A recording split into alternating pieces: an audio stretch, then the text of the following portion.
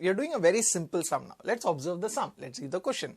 It says a vertical pole of length 6 meter cast a shadow 4 meter long on the ground, and at the same time a tower cast a shadow 28 meter. Find the height of the tower. For this particular sum, when you happen to draw a figure, you will end up drawing like this. How it comes, how it came, let me make you understand. It's very simple, right? It says a vertical pole of length 6 meter. So this PQ which you see here is nothing but it's a vertical pole of length 6 meter. It casts a shadow 4 meter long. So this is the, so PQ represents a pole, and this QC is nothing but 4 meter. That is the shadow of that particular pole, right? So we write there QC represents the shadow of the pole. It says on the ground at the same time a tower cast a shadow 28 meter long. That means there at the same time of the day, right, there is a tower. Let's say AB represents a tower, and this tower cast a shadow of length 28 meter, which is nothing but BC. So BC represents the shadow of the tower. So that means whatever we have drawn, we have written the description. That is the most important part first. So we have drawn it, now we have written the description. We need to find the height of the tower. Now height of the tower, that means we need to find the length of AB. That is what we are supposed to find in the sum, right? We need to find the length of AB. Now there are two triangles here. There is one is triangle ABC, the other one is triangle PQC.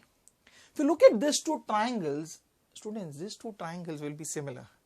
Why they will be similar is because AB and PQ, they will be perpendicular to the ground because AB is the tower and PQ is nothing but that's a pole. So they will be perpendicular. That means each of those angles will be 90.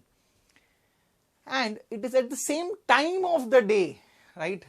That is why they are going to be proportional, the sides. That is the reason. That means both the triangles will be similar. So we're just going to write that in these two triangles, that is angle ABC and angle PQC, they will be equal to each other. Reason would be each is 90 degree. And if you observe, they have a common angle there, that is angle C. So C is a common angle to both the triangles. That means we write angle ACB is equal to angle PCQ. And we know the reason, that is nothing but common angle. So that means you know that, are the triangles similar? Yes. By which criterion? But it is by AA criterion. So we write that in the next step. Therefore, triangle ABC is similar to triangle PQC, and we know the criterion, that is nothing but it is by AA similarity criterion. So now you got the triangles to be similar.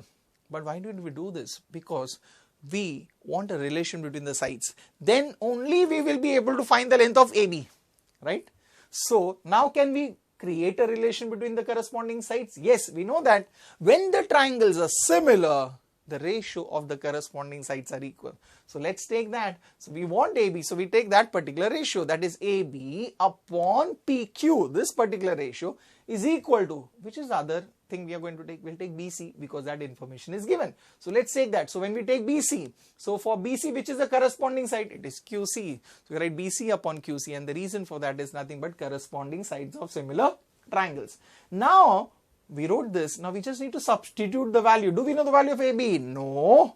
But do we know the value of PQ? Yes. What's the value of PQ? We know it is 6. So we substitute that particular value, right, from the information which is known.